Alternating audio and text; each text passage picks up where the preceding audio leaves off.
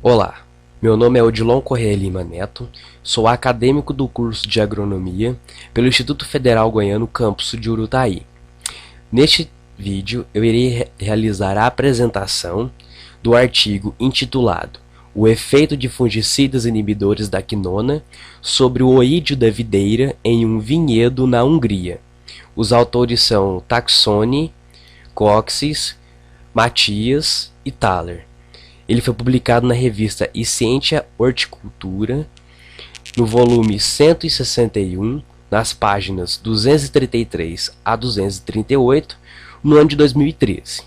Este é mais um trabalho inserido dentro da disciplina de proteção de plantas, sob orientação do professor Dr. Milton Luiz da Paz Lima. Introdução. O oídio da videira, cujo agente causal é o Erisiphe necator, descrito por Schwenn, é um fungo parasita obrigatório de plantas da família das Vitáceas. Pode infectar todas as partes verdes da planta e, sem qualquer controle, as perdas podem chegar a 100%. A sua introdução na Europa ocorreu durante o século XIX, provavelmente via estacas infectadas oriundas da América do Norte, e o seu primeiro relato foi feito pelo jardineiro Tucker em 1845. O enxofre foi o primeiro fungicida utilizado para o controle do oídio em videiras. Mais tarde, outros produtos foram desenvolvidos, como as estrobilurinas, a partir da síntese da estrobilurina A, isolada do cogumelo Strobilurus tenacellus. As estrobilurinas pertencem ao grupo dos fungicidas inibidores da respiração mitocondrial, também chamado de inibidores da quinona, porque inibem a transferência de elétrons entre o citocromo B e o citocromo C1 no sítio da ubiquinona, interferindo na produção de ATP. Estes são eficazes, mas devido ao seu único modo de ação, existe um alto risco de desenvolvimento da resistência em fungos-alvo, principalmente devido ao seu uso sem controle. Em 2006, várias pesquisas demonstraram a presença de cepas de Necator resistente às estrobilurinas nas regiões distintas da vinícola de Szekzárd, no sul da Hungria, e na do vinho Eger, no norte da Hungria. Objetivos. Desta forma, o presente artigo teve como objetivos confirmar se o uso de fungicidas inibidores da quinona levariam ao surgimento de estirpes de oídio da videira resistentes, sob condições de campo, em vinhedos na Hungria, e comparar programas de fungicidas que poderiam manejar o oídio de forma mais eficaz. Materiais e métodos. Para a realização do experimento em questão, utilizou-se o vinhedo experimental da Faculdade de Georgicon na Universidade de Pano, em Czech, na região de Balaton. Utilizou-se 9 compostos químicos e as combinações destes. Foram utilizadas plantas de vites viníferas, cultivar Merlot CI 181, plantada no ano de 1996, orientadas com cordão treinado e sob poda curta dos esporões, espaçamento de 2,30 por 1. E a Italian Riesling GK1, plantada em 1993, também orientadas em cordão treinado, sob poda curta dos esporões e espaçamento de 3 por 1, com diferentes idades, e ambas apresentavam 2 gemas, de 5 a 6 bastões e de 10 a 12 brotos por planta. Foi composto por 7 repetições, com 23 a 32 vinhas por parcela.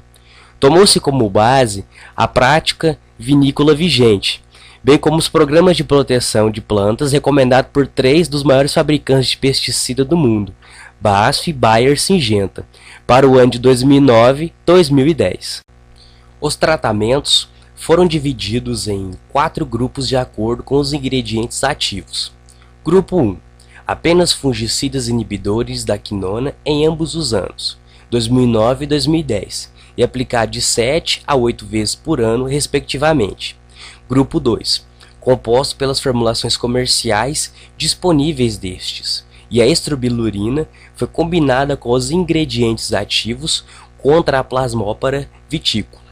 Grupo 3. Similar ao grupo 2, mas suplementado com enxofre 3A e 3B e os triazóis 3C contra a E. necator.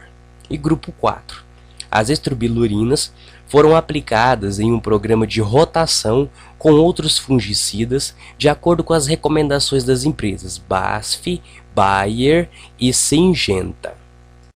Os tratamentos foram aplicados com o uso de pulverizador costal motorizado modelo solo 450, com volume de calda de 600 litros por hectare. Os sintomas das folhas infectadas com oídio foram classificados visualmente numa escala de 0 a 5, entre 7 e 10 dias após a última aplicação, sendo o nível de infecção determinado pelo método Townsend-Hilbert. Em cada tratamento foram examinadas 50 folhas. O uso de zonas de bordadura composto por 6 fileiras de videira entre os tratamentos foi utilizado para evitar a deriva. Os dados meteorológicos foram coletados via estação meteorológica portátil alocada na vinha. Para a análise estatística dos dados, utilizou-se o software SPSS versão 13 e um programa para o gerenciamento dos dados. Resultados. Nas figuras 3 e 4, é possível observar uma diferença nas condições meteorológicas ao longo dos anos de 2009 e 2010. Em 2009, a gente observou valores médios de precipitação, temperatura e umidade relativa do ar, né? É evidenciado que a maior parte da chuva caiu na primeira metade da estação de crescimento e seguida por um longo período seco, né? Essa alta umidade inicial resultou em uma infecção mais pesada de míldio sobre a área avaliada. Mas apesar disso, no meio da estação de crescimento, houve o desenvolvimento de uma forte infecção por oídio, com a queda das chuvas. Assim podemos inferir que o surgimento relativamente tardio do oídio foi muito influenciado pela pesada infecção de míldio, né, devido a esse período mais chuvoso no primeiro semestre de 2009. Bom, como podemos observar aqui na figura 4, no ano de 2010 trouxe um saldo positivo de chuva, né, e o tempo estava excepcionalmente úmido durante todo o ano. Em maio deste ano, prevaleceu um longo período de frio, né, frente ao tempo molhado nessa região da Hungria. Períodos chuvosos foram seguidos por 10 a 14 dias de um período seco durante toda a temporada de 2010. A intensa precipitação foi acompanhada por ondas de ventos fortes, né? O vento diminuiu a superfície de molhamento, né, foliar das plantas, né, possibilitando condições perfeitas para a infecção pelo oídio, né, mesmo sendo o verão mais frio do que habitual, né. Então, a gente, como observa aqui na figura, né, as primeiras infecções pelo oídio foram observadas no final de junho. Bom, como podemos observar aqui na tabela 3, né, a classificação da infecção por oídio, né, de acordo com o índice de Townsend-Hilbert, variou de 0,07 a 1,45 e 0,07 a 2,49, e nos anos de 2009 e 2010, respectivamente. Isso mostra que a gravidade da infecção mais baixa foi cerca de 0%, e a máxima de 37,5% da área total da folha, né? As vinhas exclusivamente tratadas com as estrobilurinas, né, grupo 1, teve a segunda maior infecção por oídio, logo após as vinhas controles, né, em ambas as variedades e em ambos os 2 anos de observação. Bom, a gente observa que com a chegada do período quente e seco, foi detectada a formação de infecções por oídio, né? E a pulverização contra esse agente fitopatogênico, né, com os diferentes grupos de compostos químicos de 1 a 4, resultou em efeito significativo dos tratamentos em relação ao tratamento controle, né, para ambos os anos. Mas ocorreu uma variação um pouco maior para o ano de 2009.